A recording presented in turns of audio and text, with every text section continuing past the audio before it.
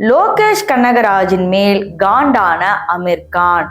What is the matter அப்படின்னு நீங்க கேட்டீங்கன்னா ரொம்ப வித்தியாசமா இருக்கும். இது கூலி படத்துல இருந்து ஆரம்பிச்சது தானே அப்படின்னு கேட்டீங்கன்னா ஆமா. அது முழுக்க தெரிஞ்சுக்கணும்னா இந்த வீடியோ ஃபுல்லா பார்க்கணும். ஸோ வாங்க வீடியோக்குள்ள போகலாம். லோகேஷ் கனகராஜ் பத்தி நமக்கு தெரியும். ஆனா அமீர் கான் பத்தி உங்களுக்கு நல்லா தெரியுமா?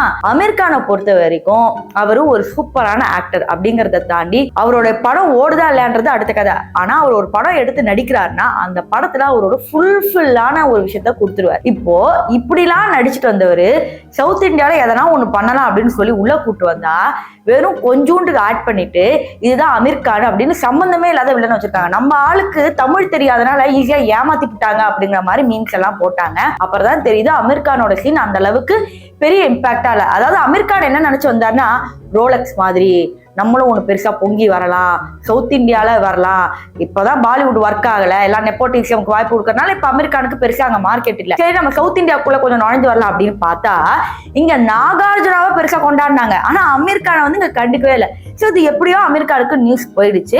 சோ இப்ப இதுல இருந்துதான் பிரச்சனையே ஆரம்பிக்குது. லோகேஷ் கனகராஜும் அமீர் கானும் வந்து என்ன பேசியிருந்தாங்கன்னா, சார் நம்ம ரெண்டு பேரும் ஒரு சூப்பர் ஹீரோ பிலிம் பண்ணலாம், லைக் ஸ்பைடர்மேன், சூப்பர்மேன் அந்த மாதிரி ஒரு பிலிம் பண்ணலாம். இப்ப ஷாருக் கான் பண்ணியிருந்தாருல ராவன், ரஜினிகாந்த் பண்ணியிருந்தாருல எந்திரன், அந்த மாதிரி உங்களுக்குன்னு தனியா ஒண்ணு வச்சு நீங்க மக்களை காப்பாத்துற மாதிரி ஒரு பெருசா ஒண்ணு பண்ணிடலாம் சார், பெரிய பட்ஜெட் போட்டு பண்ணிடலாம் அப்படின்னு அமீர் கானுக்கு ஒரே குஷி. அதுவும் வந்து லோகேஷ் கனகராஜ் படம் இப்படிப்பட்ட ஒரு டைரக்டர் நம்மளை வச்சு ஒரு சூப்பர் பிலிம் எடுக்கிறாங்கன்னா okay something is going to happen, நம்ம மறுபடியும் வந்து பாலிவுட்ல என்டர் கொடுக்க போறோம், மொத்த இந்தியாவுக்கும் தெரிய போறோம்னு அவர் வந்து நினைச்சுக்கிட்டு இருந்தாரு. அதனுடைய முதல் கட்டமா தான் கூலில ஒரு சின்ன பார்ட்டே வந்து பண்ணியிருந்தார். இதோட ஊக்குவிதான் அது. ஆனா இந்த முதல் பார்ட்டிலே வந்து என்னன்னு தெரிஞ்சு போச்சு. அதாவது லோகேஷ் கனகராஜுக்கு பயங்கரமா ஹைப் கொடுத்துதா இந்த நிலைமையில வந்து அவர் நிக்கிறாரு அப்படிங்கிற மாதிரி மக்கள் குற்றம் சாட்டுறாங்க. நான் இல்ல, ஒரு இயக்குனருக்கு அடியும் இருக்கும், சறுக்களும் இருக்கும், எழுச்சியும் இருக்கும், வீழ்ச்சியும் இருக்கும், இது எல்லாமே எனக்கும் தெரியும்.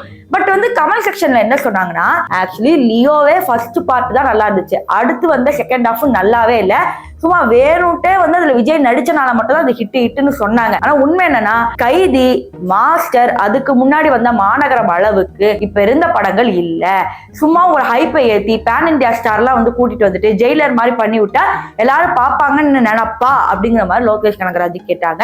இதுல ரஜினிகாந்தோட உழைப்பு மொத்தமா போச்சு. அமீர் கான் அங்கிருந்து கூட்டு வந்து அவர் எப்பேற்பட்ட ஆக்டர், அவரோட உழைப்பை கெடுத்துட்டீங்களேடா அப்படிங்கிற மாதிரி பாலிவுட் ஃபேன்ஸ்ல கொந்தளிச்சிருக்கிற நேரத்துலதான் இப்ப அவர் முடிவு பண்ணிருக்காரு, இல்லப்பா நம்ம வந்து படம் பண்ணிட்டோம், நம்ம வேணா கொஞ்ச நாள் கழிச்சு பார்க்கலாமே அப்படிங்கிற மாதிரி அப்படியே நைஸா விலகிருக்காரு அந்த சூப்பர் ஹீரோ பிலிம்ல இருந்து. சோ கதையே எழுதாம இந்த படத்துக்கு நீங்க தான் ஷேர்னு பிக்ஸ் பண்ணி எல்லாம் என்ன மேட்டருங்கிறது ஒரு லைன்ல சொல்லி எல்லாம் பண்றதுக்கு அப்புறம் இந்த கூலியோட நிலைமை தெரிஞ்சு அவர் விலகிருக்காரு. இது லோகேஷ் கனகராஜுக்கு பெரிய இடியா விழுமா அப்படிங்கிறது தெரியல. ஆக்சுவலி இப்பதான் அட்லி அடி வாங்கிட்டு வந்தார் பாலிவுட்ல போயிட்டு. தெரி படத்தை ரீமேக் பண்றேன்னு சொல்லி கீர்த்தி சுரேஷ கூட மன்னிச்சிடலாம், வருண் தவானுக்கு வந்து அவ்வளவு தூரத்துக்கு வந்து விஜய் அளவுக்கு ஆக்டிங் வராது அப்படிங்கிறது தான் நிதர்சன உண்மை.